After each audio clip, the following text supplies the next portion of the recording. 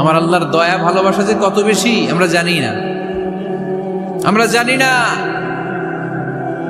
আরশের বুকে আল্লাহ বিশাল সাইনবোর্ডে লিখে রেখেছেন সাবাকাত রাহমাতি গাদাবি, সাবাকাত রাহমাতি গাদাবি।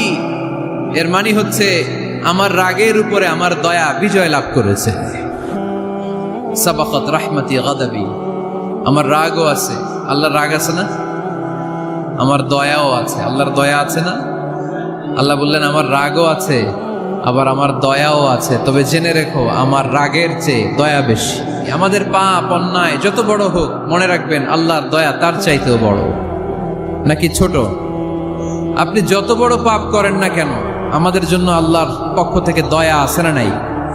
বনি ইসরাইলের এক লোক সিরিয়াল কিলার ছিল, খালি মার্ডার করতো, সিরিয়াল মার্ডার, একটা দুইটা তিনটা 10টা 5টা করতে করতে করতে করতে 99টা মার্ডার করেছে। কয়টা? 99টা মার্ডার। কল্পনা করা যায়? 99 জন মানুষকে সে নিজ হাতে হত্যা করেছে। 99 মার্ডার করার পরে তার মনে ভয় আসলো, হায় রে, না জানি আল্লাহ আমার সাথে কেমন আচরণ করে আখিরাতে, আমার তাওবা আছে কিনা কপালে জানি না, আমার তো ক্ষমা নাই, কি করব আমি? তো সে লোকজনদেরকে জিজ্ঞেস করলো আমার ক্ষমা আছে কিনা, এটা কে বলতে পারবে, আমাকে আল্লাহ মাফ করবে কিনা? তারা সবাই বললো এই এলাকায় এক আল্লাহর ওলি আছে, তার কাছে যাও। সে আল্লাহর ওলির কাছে যেয়ে বলে, ও আল্লাহর ওলি, আমি 99টা হত্যা করেছি, 99টা মার্ডার, আমার কপালে ক্ষমা আছে কিনা তুমি একটু বলো। আল্লাহর ওলি কই, কি বললা? 99টা মার্ডার? আয় হায় সর্বনাশ, তোর কোনো ক্ষমা নাই। এবার যে মার্ডার করছো কয় আমার যেহেতু ক্ষমা নাই, তোরে বাঁচায় রেখে লাভ কি, তোরেও দিলাম শেষ করে। এবার সেঞ্চুরি করে ফেলাইছে। কথা বুঝতেছেন? আমার যেহেতু ক্ষমা নাই তো তোরে বাঁচায় রেখে কি লাভ, তোরেও শেষ করে দিলাম। এবার সেঞ্চুরি। সেঞ্চুরি করার পরেও ভয় আসে না নাই অন্তরে? অন্তরে তো আল্লাহর ভয়, কই যাবে? খুঁজতে লাগলো কে সমাধান দিতে পারবে। একজন বললো ওই এলাকায় একজন বড় আলেম আছে, ওই আলেমের কাছে যা। সে আলেমের কাছে যেয়ে বলে, আলেম, আমি 99টা হত্যা করেছি, এখন আমার বড্ড ভয় হয়, আল্লাহ আমারে মাফ করবে কিনা, তুমি একটু আমারে বলো। আলেম বলে, তোমার গুনাহ যত বড়ই হোক আমার আল্লাহর দয়া তার চাইতেও বড়। তুমি কি পাপ করেছো, কি অন্যায় করেছো তুমি? তুমি জানো না আমার রব কত মেহেরবান, তিনি কত দয়ালু, তিনি ভালোবাসার আধার, তিনি করুণার আধার। তোমার পাপ অন্যায় যদি হয় খালের পানির সমান, বিলের পানির সমান, আমার আল্লাহর দয়া সাগরের পানির সমান। তোমার পাপ আর অন্যায় যদি হয় পাহাড়ের সমান, আমার আল্লাহর ভালোবাসার দয়া হচ্ছে আকাশের সমান। তুমি যদি তওবার মতো তওবা করতে পারো, ক্ষমার মতো ক্ষমা চাইতে পারো, চোখের পানি ছেড়ে, চোখের পানির বড় দাম, চোখের পানির মধ্যে বিশাল কারিশমা, এটা আল্লাহ খুব পছন্দ করে। 2 ফোঁটা পানি আল্লাহ পছন্দ করে। এক, জেহাদের ময়দানে শহীদের গা বেয়ে ঝরে পড়া রক্তের ফোঁটা। 2 হচ্ছে অনুতপ্ত বান্দার চোখের পানির ফোঁটা। বান্দা যখন অনুতপ্ত হয়ে চোখের পানি ছেড়ে কাঁদে, তার চোখের পানি চোখ বেয়ে নাকের ডগা বেয়ে মাটিতে পড়ার আগেই ওই অনুতপ্ত বান্দার সব গুনাহ আল্লাহ মাফ করে দেয়। সে জিজ্ঞেস করলো আমার ক্ষমা আছে কিনা? আলেম বলে আছে, ক্ষমা আছে। তওবার মতো তওবা কর, তাওবাতান নাসুহা, তওবার মতো তওবা করলে আল্লাহ ঠিকই মাফ করবে। সে এতটাই অনুতপ্ত হলো, এতটাই, সে আল্লাহর কাছে ক্ষমা চাইতে শুরু করলো। আলেম পরামর্শ দিল, তুমি যে এলাকায় থাকো এলাকাটা ভালো না, এলাকাটা ছাড়ো, এখানে সব ডাকাতদের এলাকা, তুমি একটা ভালো এলাকায় যাও, ওখানে যে তওবা করে ভালো মানুষ হয়ে যাও। সে নিয়ত করে কাপড় চোপড় গুছিয়ে ভালো এলাকায় যাবে। ঘর থেকে বেরোয়ার সাথে সাথেই মালাকুল মাউত চলে আসছে, তার রুহু কবজ করে ফেলছে। এখন রুহু কে নিয়ে যাবে? ফাজাআত মালাইকাতুর রাহমা ওয়া মালাইকাতুল আযাব। রহমতের ফেরেশতারাও আসছে, আযাবের ফেরেশতারাও আসছে। রহমতের ফেরেশতারা বলে না না, সে তওবার নিয়ত করেছে, যদিও তওবা করতে পারে নাই, যদিও ভালো এলাকায় যেতে পারে নাই, তওবার নিয়ত করেছে, অনুতপ্ত হয়েছে, ক্ষমা চাওয়ার চিন্তা করেছে, আমরা তার রুহু নিয়ে ইল্লিনে রেখে দেব। আযাবের ফেরেশতারা বলে না না, 99টা হত্যা করার পরে আরো একটা হত্যা করে সেঞ্চুরি করেছে, এখনো তো ভালোভাবে তওবা করতে পারে নাই, তার রুহুটা নিয়ে আমরা সিজ্জিনের ভেতরে ঢুকায় দেব। দুই দল ফেরেশতার মারামারি, এ বলে আমরা নিব, এ বলে আমরা নিব। ঝগড়া আছে না নাই? আল্লাহ বললেন রাখো রাখো, ঝগড়ার দরকার নাই। এক কাজ করো, যেখানে মারা গিয়েছে ওইখান থেকে ফিতা দিয়ে মাপতে শুরু করো। ভালো এলাকাটা যদি কাছে হয় জান্নাতের ফেরেশতারা নেবে, খারাপ এলাকা যদি কাছে হয় জাহান্নামের ফেরেশতারা নেবে। খারাপ এলাকা তো একেবারেই কাছে, ঘর থেকে বের হওয়ার সাথে সাথে মৃত্যু হয়েছে। আর ভালো এলাকা তো অনেক দূর। আল্লাহ জামিনটারে আদেশ দিলেন, জামিন এই অনুতপ্ত বান্দার জন্য তুই ভালো এলাকাটা কাছে চলে আয়। ভালো এলাকাটার জামিনটা তুই সংকুচিত হয়ে যা। যদিও ঘর থেকে বের হয়েছে একেবারে কাছে, খারাপ এলাকা হাজার হাজার মাইল দূরে চলে যা।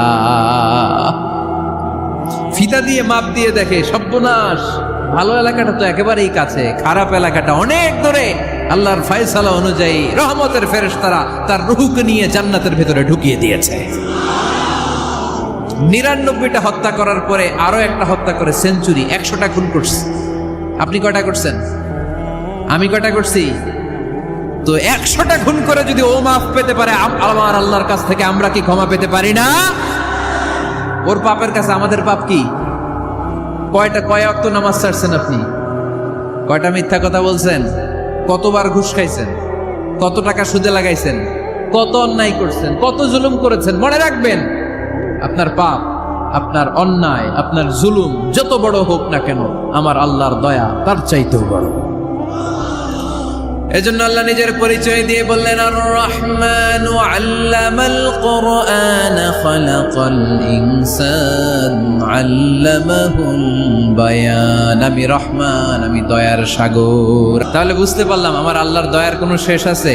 100 টুকরা করে 99 টুকরা দয়া ভালোবাসা আল্লাহ তাআলা নিজের কাছে রেখে দিলেন, আর 1 টুকরা দয়া আর ভালোবাসা আল্লাহ তাআলা গোটা বিশ্বের সবার মাঝে ভাগ করে দিলেন। আমরা সবাই মিলে পাইছি কয় টুকরা ভালোবাসা? উনি রেখে দিয়েছেন কয় টুকরা? ওই 1 টুকরার কিছু অংশ আমিও তো পাইছি, তাই না? আপনি পেয়েছেন, আমরা সবাই পেয়েছি, গোটা বিশ্বের সবাই, আদম আলাইহিস সালাম থেকে শুরু করে কিয়ামত পর্যন্ত যারা আসবে, এসেছিল এবং এখন আছে, সবাই মিলে কয় টুকরা? ওনার কাছে কয় টুকরা? কিন্তু এই 1 টুকরা যে আমরা সবাই ভাগে যোগে পাইলাম, আমাদের ভালোবাসার নমুনা দেখছেন? একজন আর একজনের ভালোবেসে বলে আত্মহত্যা করে ফেলে, আছে না নাই? আছে না? সালমান শাহ মারা গেছে, এই দেশের কয়েকটা মেয়ে গলায় রশি দিয়ে আত্মহত্যা করছে, শুনছেন? অমুক সেলিব্রিটির কি হয়েছে, ছাদ থেকে লাফ দিয়ে পরে মাথা ফাটায় ফেলছে। ভালোবাসা আছে না নাই?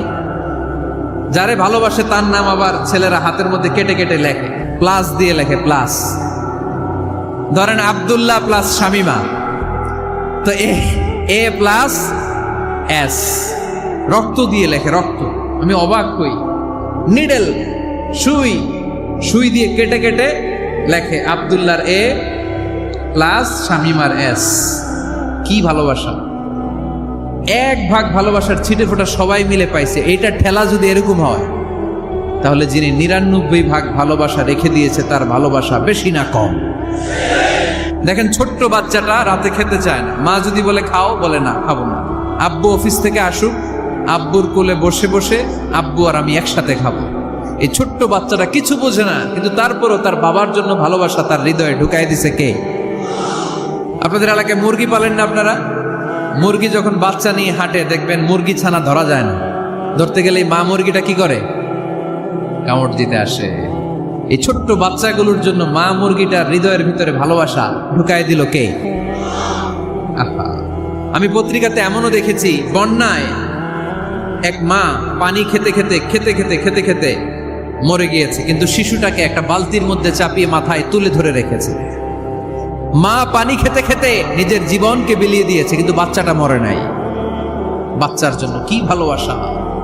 এই ছোট্ট বাচ্চার জন্য মায়ের হৃদয়ে জান স্যাক্রিফাইসের মতো এই ভালোবাসা ঢুকাই দিল কে?